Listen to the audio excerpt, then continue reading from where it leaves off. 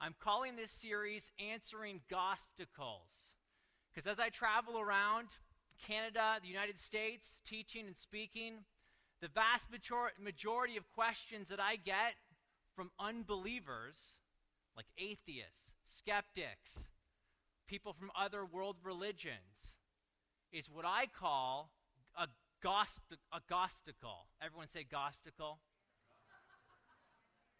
Try and say that 5 times fast. Okay? Not easy. I was told to pick on the junior hires. What do you think are you guys junior hires? What do you think a gospticle is? Hit me with it. You are smarter than you look. No. I was also told to pick on the junior hires. No, good job. A gospticle is an obstacle of the gospel. Did you guys know there's obstacles of the gospel out there?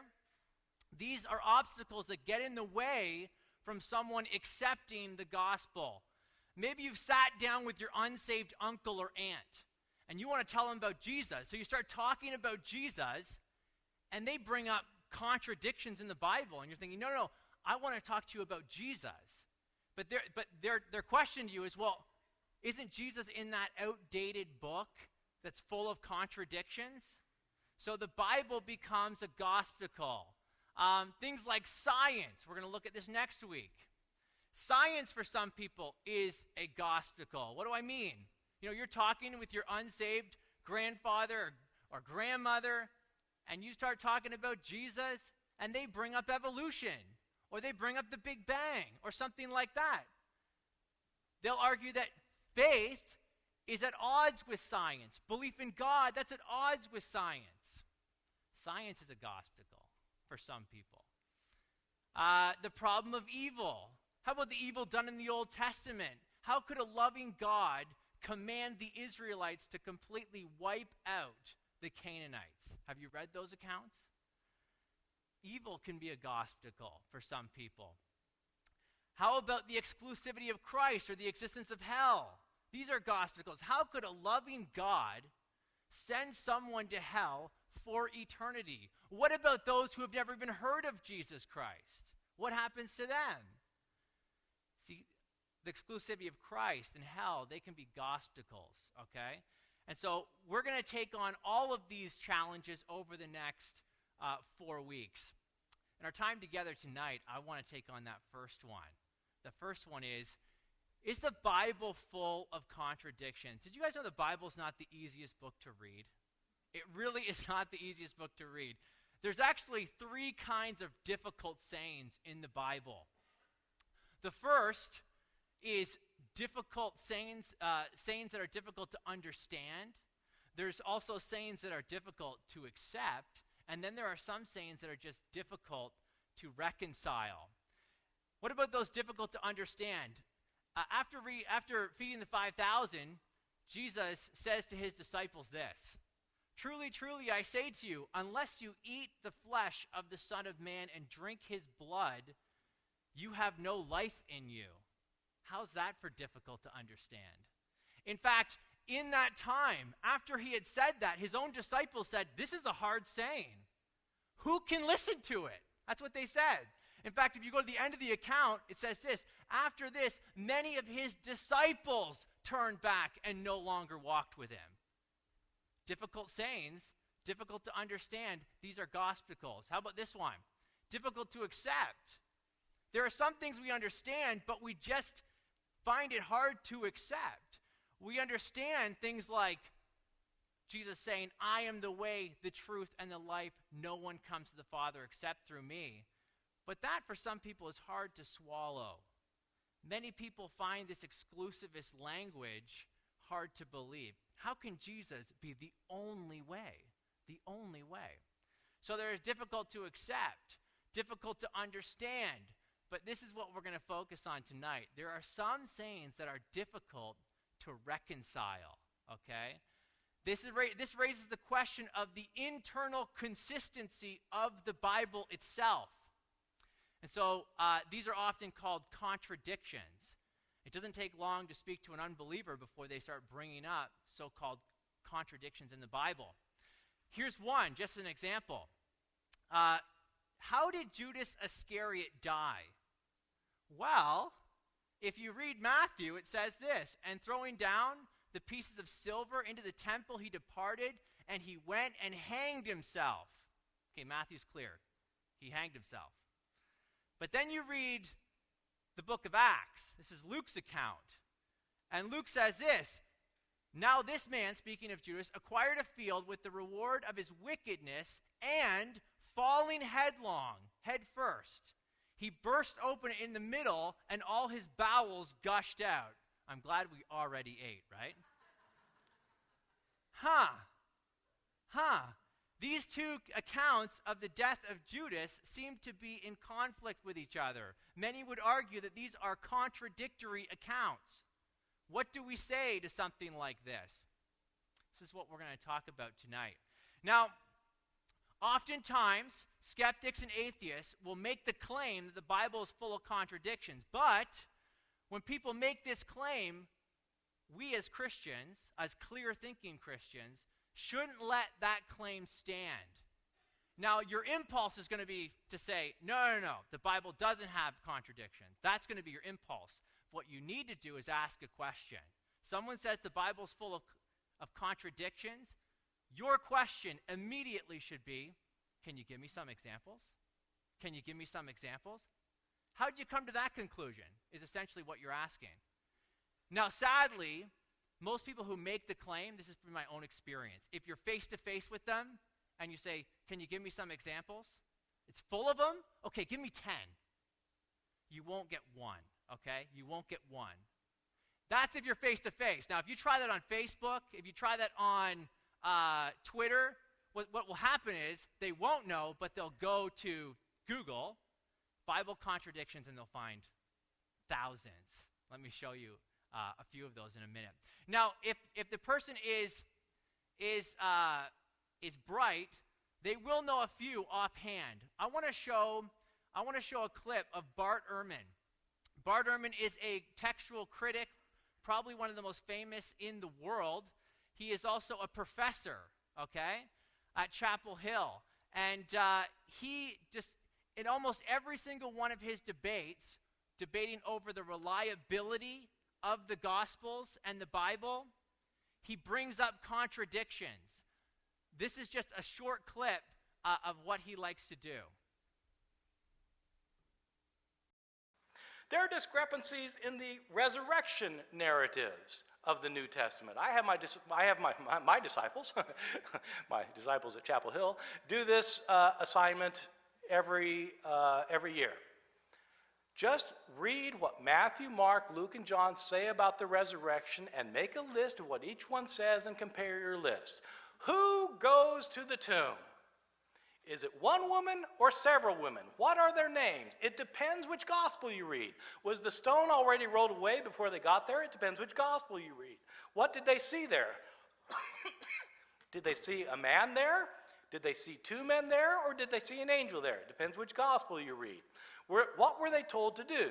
Depends which gospel you read. Did they do it? Depends which gospel you read. Were the disciples supposed to go to Galilee to see Jesus and they did so? Or were they ordered not to leave Jerusalem? And they did so.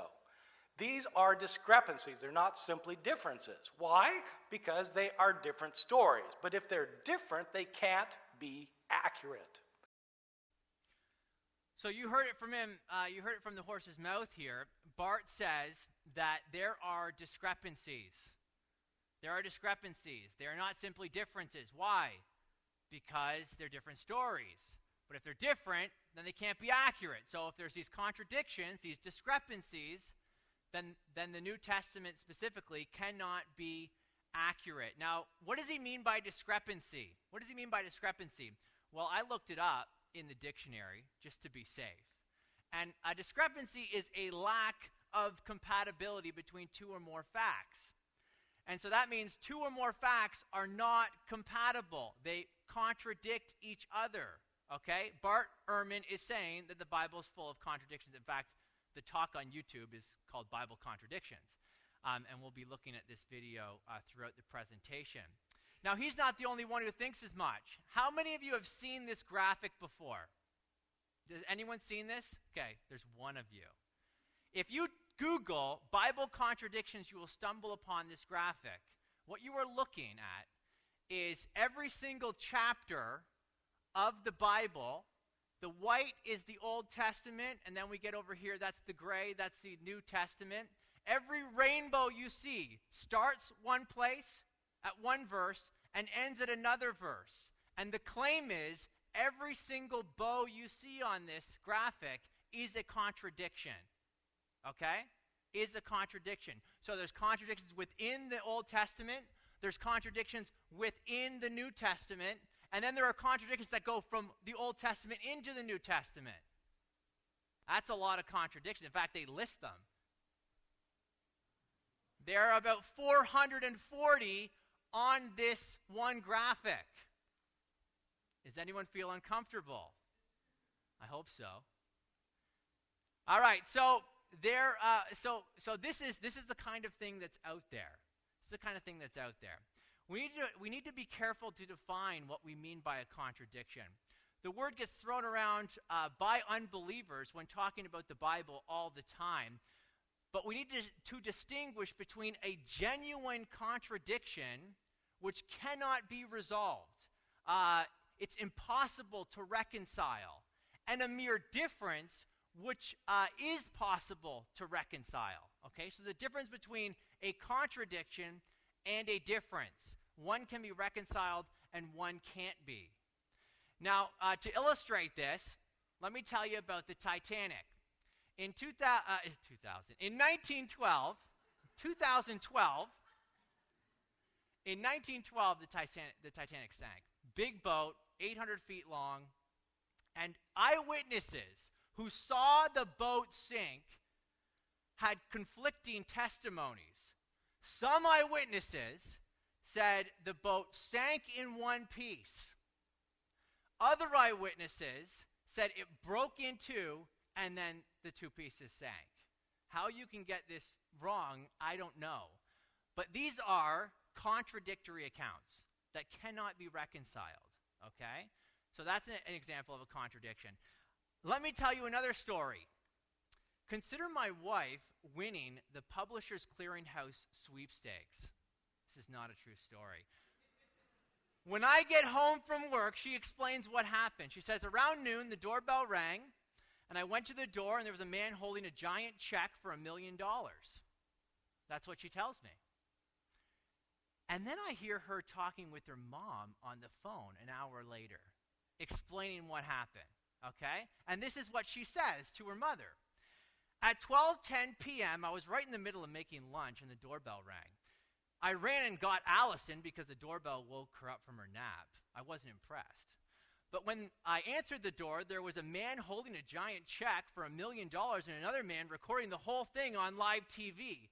At first, I thought this was a big joke, but when I realized it was for real, I started crying with joy.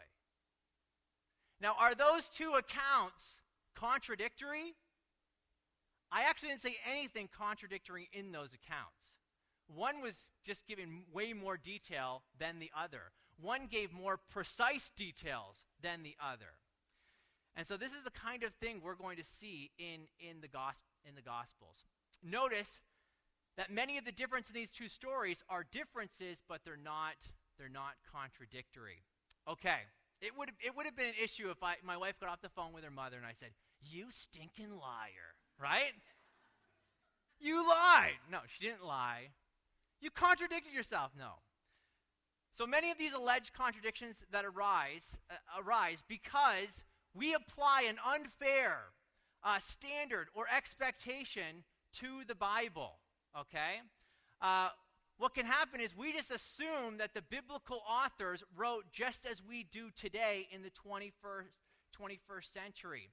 And then we end up applying our 21st century standard to in the case of the New Testament, a first century document.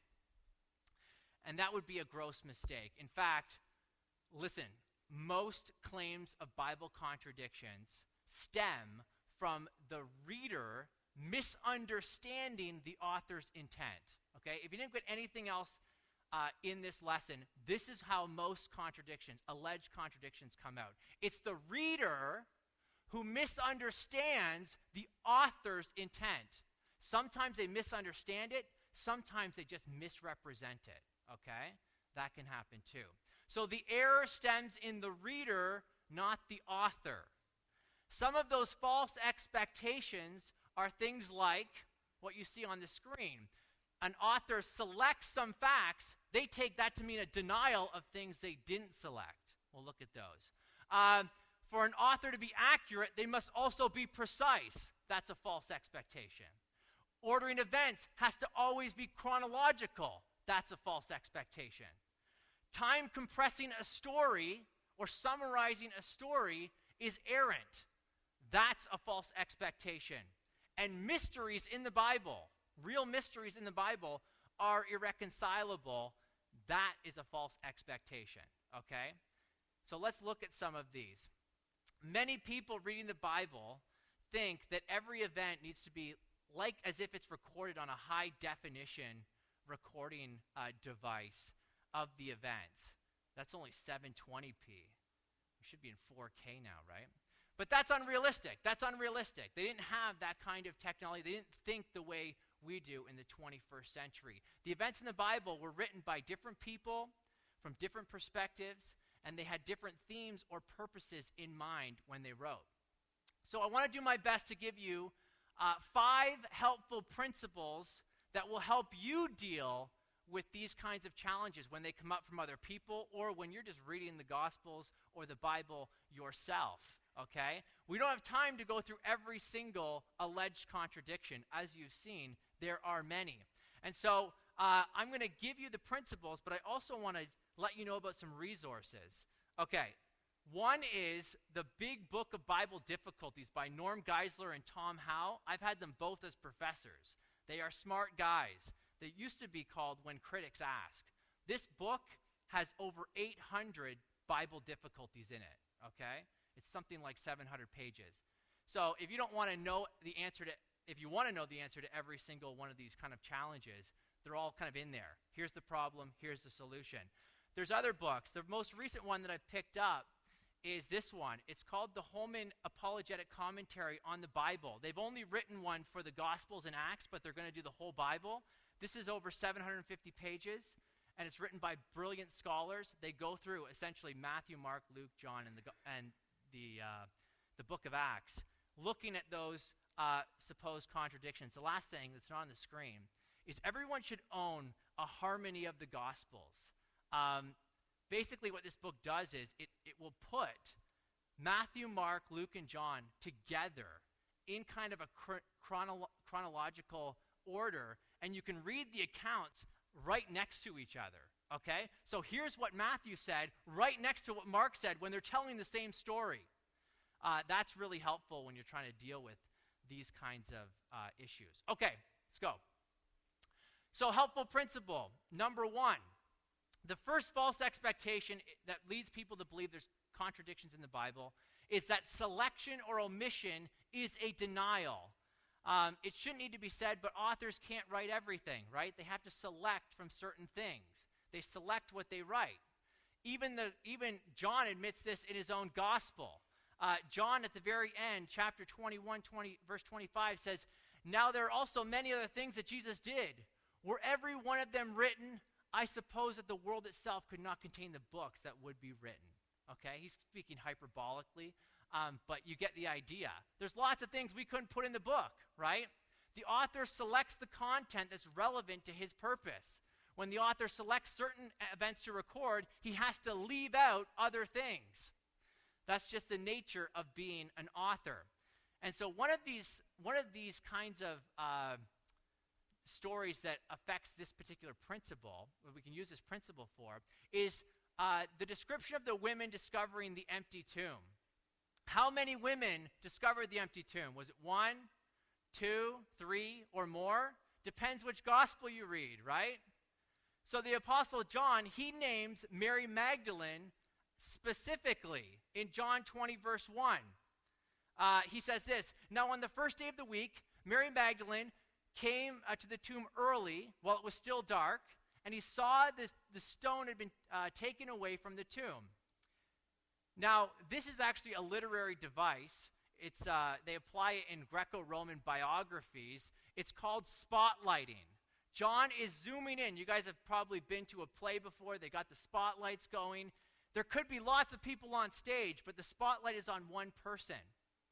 Remember, selectivity, selection is not a denial. That's our first principle. John selects Mary Magdalene, but that doesn't mean he's saying that there's no one else there. There's no other women.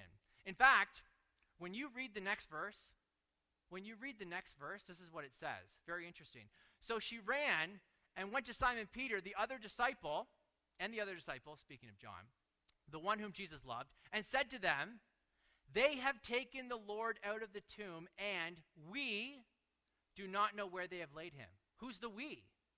Mary, who's the we? John, who's the we? The we is the other women.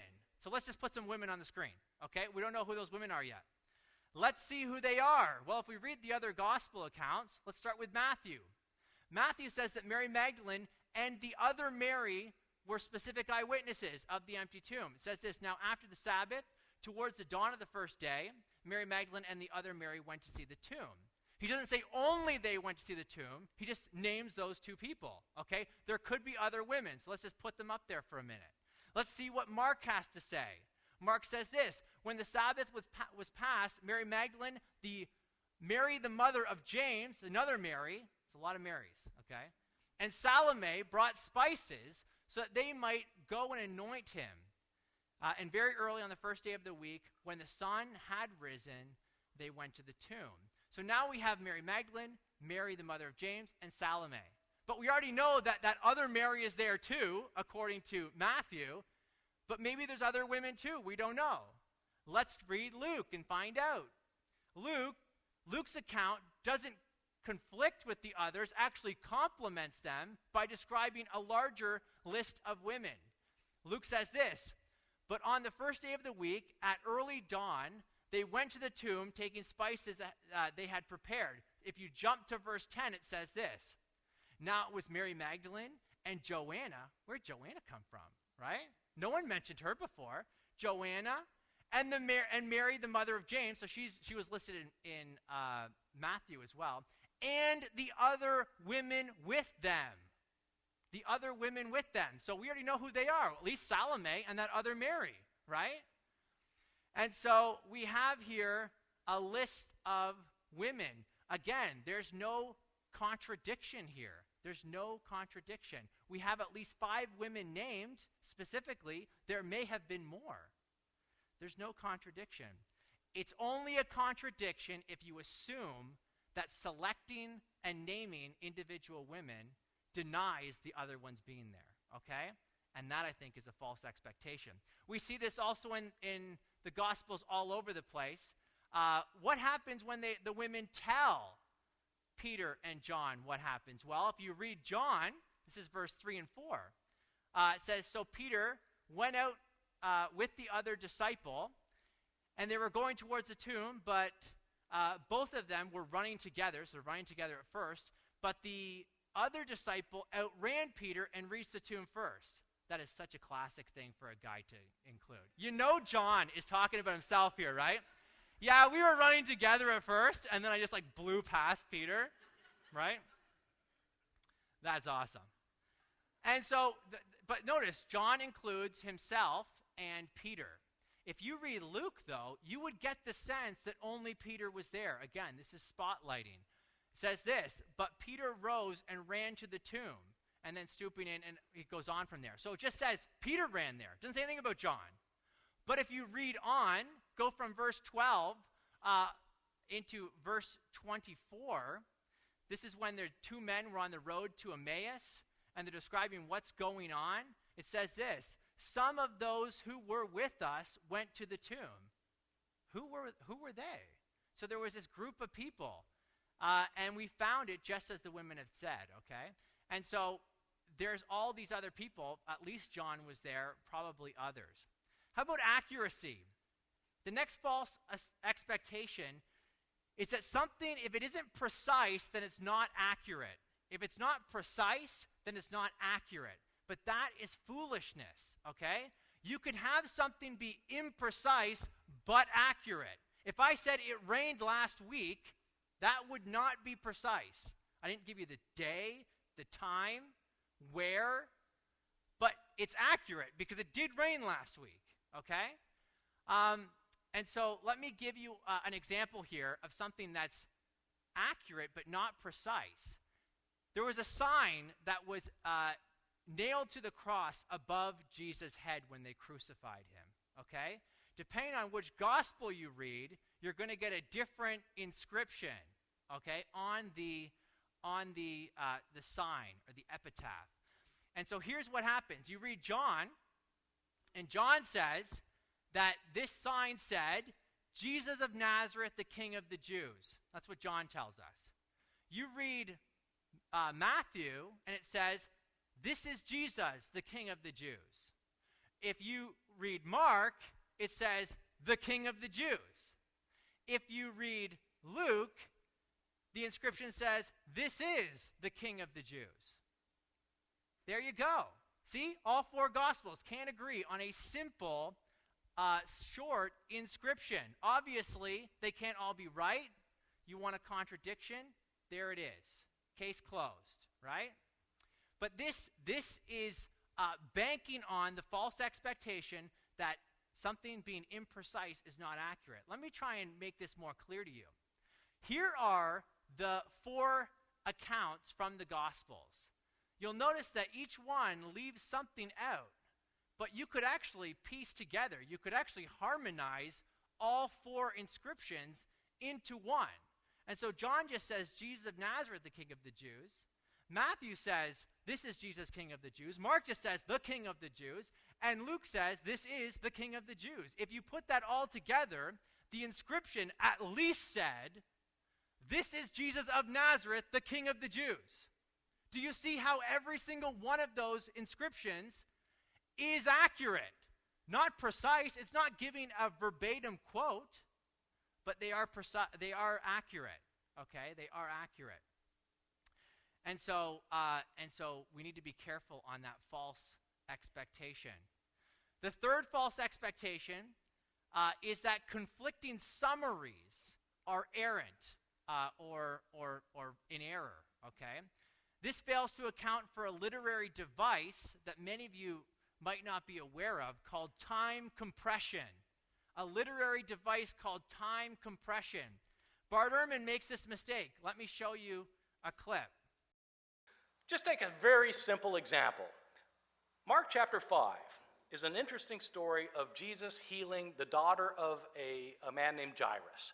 Jairus comes up to Jesus and he says to Jesus, my daughter is ill, please come and lay your hands on her so you can heal her. And Jesus starts to go to see the girl, but he's interrupted on the way. And before he can get to the house, some servants come from the house and they tell Jairus, don't worry because she's dead already and there's no reason to bother the master anymore. Jesus says, that's not a problem, and he goes to the house. She's dead now, but he raises her from the dead. Beautiful story in Mark chapter 5. Matthew also tells the story in Matthew chapter 9. But in Matthew chapter 9, when Jairus comes to Jesus, he says to him, my daughter has just died. Can you do something? Now, wait a second. Now, in Mark's gospel, the girl hadn't died yet. She was sick, but she died when Jesus was delayed. But in Matthew, she's dead already. Well, which is it? Now, many of you are saying, who cares? Well, it's a little detail. But why is it different? It couldn't be both. It couldn't be both. It has to be one or the other or neither. All right, again, we have an alleged contradiction here. He says it couldn't be both. It has to be one or the other or neither. And so you guys, let me put the verses on the screen. You guys hopefully understood the challenge there. In Matthew, you have this ruler coming.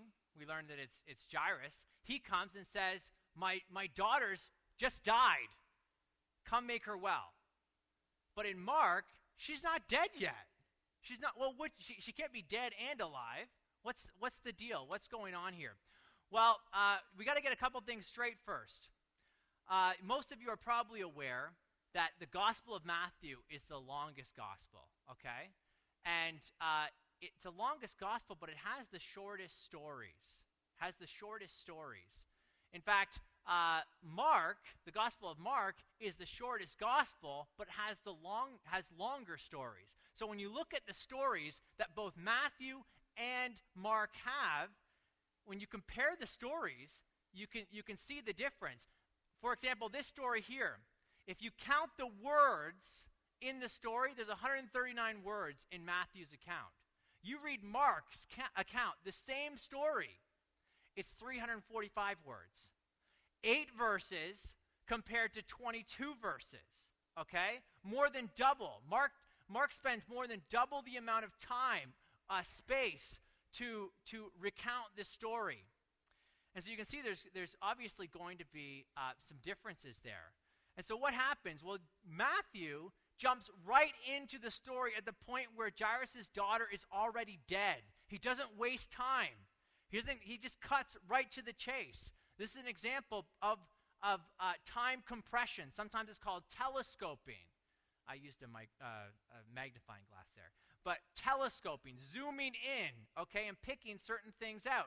If you were to actually read the account in Mark, you would see that Matthew records, it says, my little daughter, she's at the point of death. She's not dead yet. And then they go to heal the daughter, but then there's this story that's kind of inserted there where the woman who's got this hemorrhage, this bleeding disorder, and Jesus stops, ends up healing her. In fact, she touches him and some power goes out. You probably know the story. And then by the time that's done, the ruler's servants come up and say, Jairus, your daughter's already dead. Don't bother the guy. Don't bother Jesus. And then, then at that point, she's dead, and Jesus goes and heals her, okay, and the story picks up. And so she's not dead, and then she dies in the course. Well, Matthew says, I'm not telling you all that stuff. She's dead. She's dead. Let's cut to you guys probably could think of it this way. Matthew is the guy version, right? It's the guy version. Mark, that's the girl version. Sorry, Mark, but that's the girl version of the story. You guys know what I'm talking about. The girl version gives you every little single detail. And there's a lot of details, always. So she'll tell you what happened, when it happened, why it happened, how it happened, who was there, what they were wearing, what they said, what they thought, and how they felt, and how you should feel, right? That's Mark. That's Mark. But that's not Matthew. Matthew gets the bottom line. Here's the bullet points. Here's the Coles Notes version. That's how Matthew writes. Let me show you. Try not to get in too much trouble here. Okay, so another example of time compression is found in Matthew's account of cursing the fig tree. Here's how Mark tells the story, okay? Try and follow along. Monday morning, the disciples got up from Bethany, and they're going to head to Jerusalem, okay?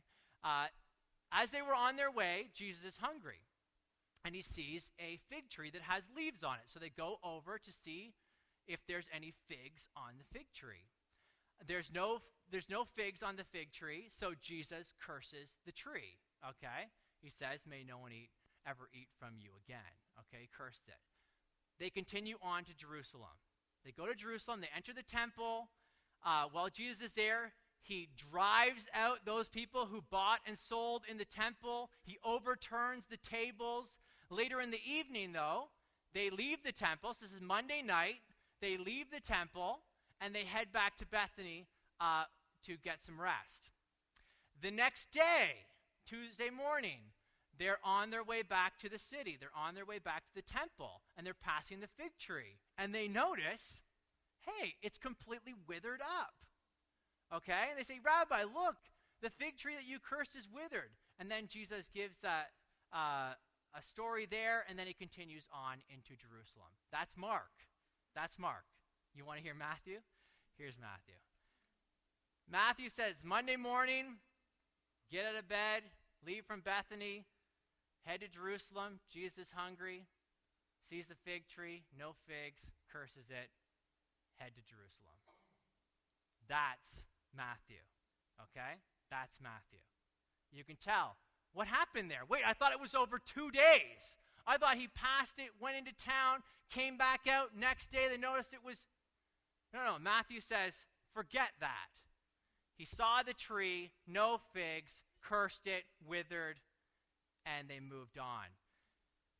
Craig Blomberg, he was actually in town a couple of weeks ago, last weekend. Maybe it was 2 weekends ago. I actually got to meet him, have dinner at the same table with him. And he says this, very interesting. He says, in his desire to create a neater literary narrative, Matthew puts both parts of the fig tree story together, creating the illusion that it all took place in a single day. Still, Matthew never says this in so many words, and the language of immediate withering is still appropriate, even if it took place over several hours. Trees normally take much longer, far longer to decay, okay? And so you can still make sense of the account, even though he's using time compression in the text. The fourth false expectation. So everyone got their idea about time compression there. The fourth helpful principle is this. Well, the false expectation, I should say first, is that every time the events are ordered, it must be chronological. It must be chronological. So when events get all mixed up, everyone cries foul, right? That's a contradiction. Well, the decision by the author to order events by theme and content and not by chronology needs to be taken into consideration. In fact, when you read ancient Greco-Roman biographies, which is the genre that the four Gospels are, you see that they actually cared little about chronology of events. They'll take a story and put it over here. Or, you know what, this story would fit in really good right here. And so that happens all the time. You may not be aware of it unless you're reading the stories kind of simultaneously and say, wait a second, how did this one didn't come first? It should have been this one first. And so you have to work that out.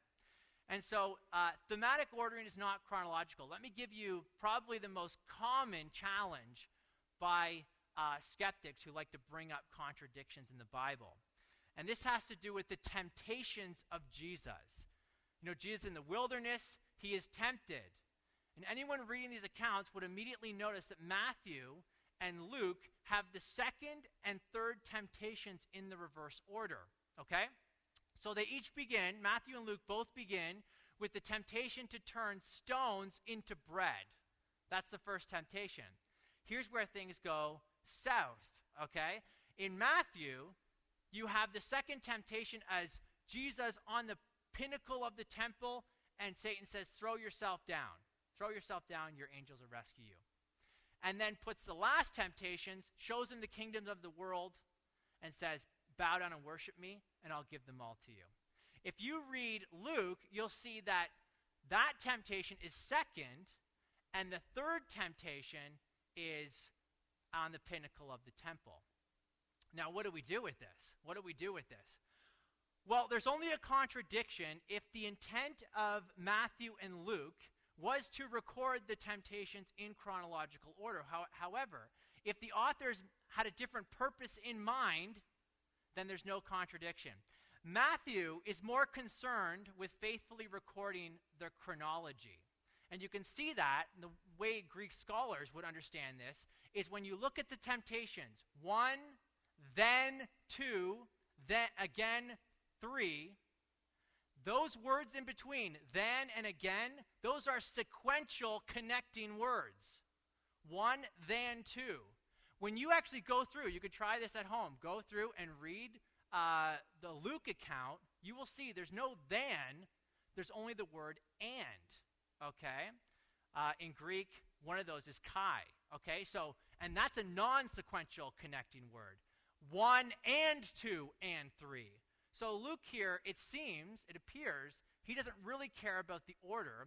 He cares about the content. And he puts the temple at the end because his theme, one of the themes in Luke, is the temple, okay?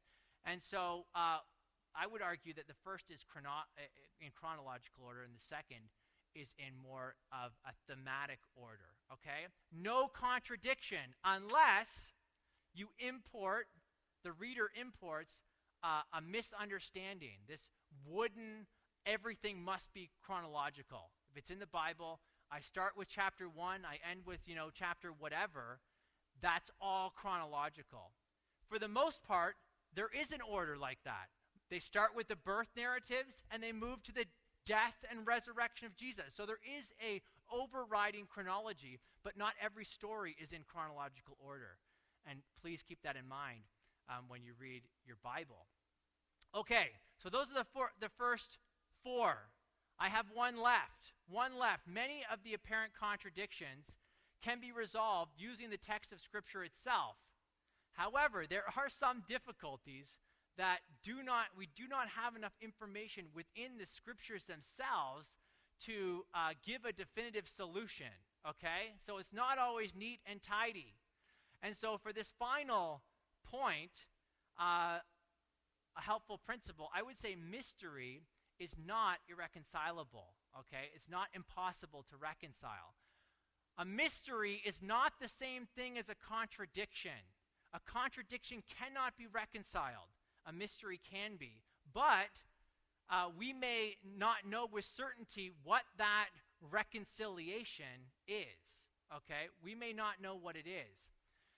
So I want to give a quote here before I show you one particular mind-boggling question. A.T. Robertson, he was a Bible scholar. Listen to his words. These are really good. He says this: in explaining a difficulty, it is always to be remembered that even a possible explanation is sufficient to meet the objector. If several possible explanations are suggested, it becomes all the more reasonable for one to contend that the discrepancy is irreconcilable. So if you could give a possible explanation, not even one that we know for certain, just it's a possible explanation, that destroys the contradiction, okay? That destroys the contradiction. So let me give you Bart Ehrman for the last time, and then we'll try and deal with this contradiction he In raised. both accounts, Jesus has a genealogy. The genealogy in Luke happens to come in chapter 3 after Jesus' birth, which is a strange place for a genealogy, but that's where it is. Luke chapter 3. Read the genealogy in Luke and read the genealogy in Matthew and ask yourself, who is allegedly Jesus' father in both? Well, it's Joseph, okay? Both genealogy trace Joseph's bloodline. And so, who is Joseph's father? It's different in Matthew and Luke. Who's his grandfather? Different in Matthew and Luke. Who's his great-grandfather? Different in Matthew and Luke. The genealogies are different between Joseph all the way back to King David. And both genealogies claim to be giving the genealogy of Joseph. Why is that? Well, they probably had different sources, and, they probably didn't know. They had sources that gave them genealogy. Genealogies are odds, but they can't be historically accurate because they're different. You have one father. You don't have two fathers. Well, maybe he was adopted by somebody, and so he had a stepfather. Maybe. So even Bart offers a possible, kind of a random possible explanation right at the end. But let's go through that. So you can see the challenge here. I copied the names from Matthew and Luke, and Bart's right. If you go back, one says Joseph was the son of Heli, and then you go back to grandfather and so on all the way to King David, and actually there's more people on that side. You read Matthew's, well, it says Jacob is the father of Joseph, a different grandfather all the way back, and you'll see there's a different number there. In fact, here's another, I can't get into it, contradiction, but if you count the genealogies, it's like 14, and 4, there's 3 14s. But when you go back to the Old Testament and look at the genealogies, there's some people missing from this genealogy. What's up with that? I'm going to leave you hanging with that one. Maybe with Q&A time we'll talk about it. But let's answer this question. Here's a possible explanation. One is that Jacob is the father of Joseph, and Heli is actually the father of Mary, but Heli didn't have any sons. And so Joseph would have been the legal heir to the family there, the legal heir to actually all of Heli's possessions. And so he would have got his inheritance. And so he was his father-in-law. In fact, in the Greek, there's no word for son-in-law, okay? There's just son. And so maybe that's a possible explanation. Maybe. But here's a really cool one. I had to show this to you, okay? If you go back and read Eusebius actually was between the late 3rd century, early 4th century, and he quotes something called the Epistle of Africanus, okay? We know that Julius Africanus lived in the late 2nd century to early 3rd century. And this is what Julius Africanus said. You got to listen to this. Eli, which is Heli and Jacob were thus uterine brothers. Huh? They came from the same uterus, is what he's saying, okay? They came from the same uterus.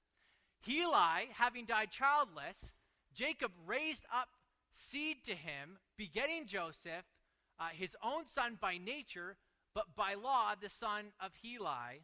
Thus Joseph was the son of both. Now, let me explain this to you, okay? And this took me a while to do, okay? I think this took me like 3 hours to create, so enjoy for the next 3 minutes. Okay, so you have Methan. Methan takes a wife, and they have a son, and that son is Jacob, okay? It's very tragic. Methan dies. His wife remarries Methat. I mean, because you only have to change one letter in the name, right? So that's easy. And Methat, of course, has his own genealogy there. And so this new wife, through remarriage, and they have a son, and that son's name is Heli, okay? Now we're getting one step closer, right? Because now we can say Jacob and Heli are half-brothers. Half-brothers. They are brothers from the same uterus, okay? All right. So that makes sense of the first part. Now Heli takes a wife. Now, Heli dies without having any kids, okay, on this view. And according to the Mosaic law, according to Deuteronomy 25, you guys know what has to happen, right? He has no kids. Heli has no sons. Well, Jacob's his brother, and so Jacob has to give Heli offspring to carry on his line. This is what it says. This is what Deuteronomy says. If brothers dwell together and one of them dies and has no son, the wife of the dead man shall not be married outside the family to a stranger. Her husband's brother, that would be Jacob, shall go into her and take her as his wife and perform the duties of a husband's brother to her. And this is the important point. And the first son, whom she bears, shall succeed to the name of the dead brother. It's like it's Heli's son, okay? That is the name, that his name may not be blotted out from Israel. And so you can see here, they have a son, Joseph. And Joseph is the legal heir of Heli, according to Deuteronomy 25. But he came from Jacob. And so Jacob is the biological father. Is that not wild? This is like Jerry Springer stuff, right? And so, did I just date myself? Probably don't feel like, who's that? Who is that guy? And so here you have Joseph's father by law is Heli, but by nature is Jacob. And that's exactly what Julius Africanus said in like the 2nd century, okay? That's kind of neat. So can we say with certainty that this is the proper harmonization of the genealogy of Matthew and Luke? I have no idea, okay? I can't say that with certainty. But is it possible? Is it a possible solution? Yes. And that's enough to demonstrate that this is not a bona fide contradiction. It's not a genuine contradiction, okay? You with me? Now you can see why if someone comes to your door Or you're out for lunch with someone, they say, man, contradiction in the Bible. And you say, name one. And they say, well, Joseph had two fathers. This might be a little, you can't just give a one-word answer to that kind of challenge, right? This takes a second to break down. And so, since we can explain this alleged contradiction, it is unreasonable for one to contend that the discrepancy is irreconcilable, okay? We met the objector, which is what A.T. Robertson said. So this may be a mystery. I think it is a mystery, and we probably will never know the answer. But it's definitely not a real contradiction. And so here we have, in this short time, answered these false expectations. False expectations come from a modern reader that lead to false claims of contradiction. Certainly, the biblical authors do not give us all the details that we want. Sometimes they're selective. With all the mathematical precision that we want, sometimes they're still accurate but not precise. With all the exact time frame that we want, sometimes they write with time compression. And it's not always in the order that we would expect. Sometimes it's not chronological, right? And then sometimes it's just a mystery. But that doesn't mean that the authors got it wrong. It doesn't mean they contradicted themselves. I want to leave you with this. I don't believe there's any real contradictions in the Bible. I believe that all of the alleged contradictions, and we've seen there are quite a few alleged contradictions, can be explained. They can be explained, or else they're mystery. But for the sake of argument, let's just assume that there is contradictions in the Bible. Let's just assume that for the sake of argument. What follows from that? What follows from that? If the four gospel writers all contradicted each other about the sign above Jesus' crucified head, would that mean Jesus was never crucified? No. It wouldn't mean he didn't die on the cross. If the women went to the tomb, those were a genuine contradiction. How many women? Was it one? Was it two? Was it three? Was it more? If that was a real contradiction, would that mean that the tomb wasn't empty? No. It would not discount the empty tomb. Of course not. Even if these side details are a contradiction, it would not mean that Jesus didn't rise from the dead either. Okay? Now what that would raise, it would raise questions about inerrancy, which I hold to. It would raise questions about that, but it would not mean Christianity is not true, and it wouldn't mean that the Bible is unreliable. In fact, listen, we started with this illustration. Some eyewitnesses said the Titanic sank in one piece. Others said it went down, it broke in two, and then sank. But no one in their right mind would conclude that therefore the Titanic never sank, right? Or that it never existed, or something like that. That's crazy. That's crazy.